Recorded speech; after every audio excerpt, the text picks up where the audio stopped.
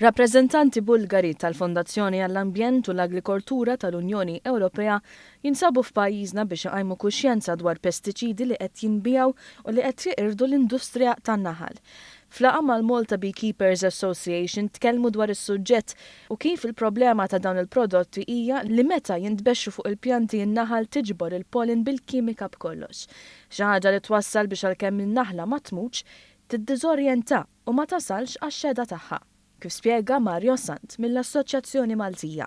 Meta in-naħla tieħu l-pollen imbagħad fil-bejta tagħha fil-ħajv, din ovvjament ħażżoq xi pollen l-freħ tagħha u ħajaffettwa l-kolonja kollha. B'hekk imbagħad titlef ħafna min-nervous system tagħha n-naħla.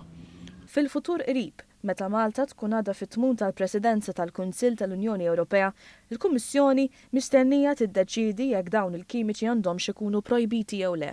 Għaldaqstant ir-rappreżentanti Bulgari fosthom Albena Simjanova qed iħarsu l-quddiem lejn ir-rwol li jista' jilgħab pajjiżna f'din id-deċiżjoni. So we came here just to see about the policy of Maltese government and policymakers in your country, to get the support from non-governmental organizations, beekeepers, colleagues running organic farming, nature protectors, and I hope we will get the support from all the population of Malta, because those pesticides are dangerous for the food, for the health, and for humanity.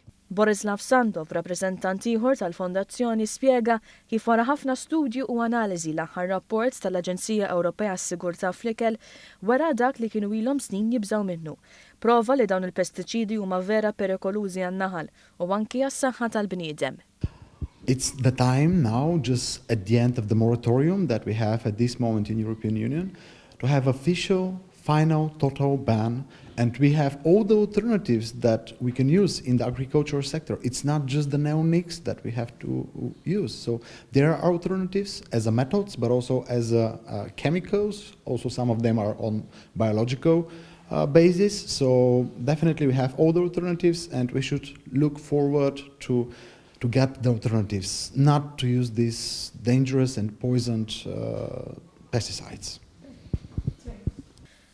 Konxi mit-teddida l-Malta Beekeepers Association qablu dwar dan u Mario Sant tkellem dwar in-naħla Maltija u kif issa huwa żmien li nipproteġuha, speċjalment wara s-sena li rat ftit xita fejn f'katina ta' agrikoltura ma kienx biss ir-raba li bata iżda kien naħal infushom u l-produzzjoni tal-asel f'Malta. Għalkemm aħna gżira żgħira fil-fatt għandna n-naħla tagħna jisimha Lapis mellifera rotneri, hija naħla ċkejkna, sewdinija, però tiflaħ ħafna għall-ambjent hawnhekk. Tiflaħ ħafna għax-xmux li sħajjen, riħat, adattat immensament għall-klima ta' Malta. Bekk appella biex il-bdiewa jingħaqdu flimkien kontra dawn il-pestiċidi u jħarsu lejn modi alternattivi biex ibexxu r-raba. Ħalli fl-istess ħin waqt li jkunu qed iħarsu jipproteġu l-industrija tan-naħal jużaw modi oħra għall benefiċċju tal-bniedem.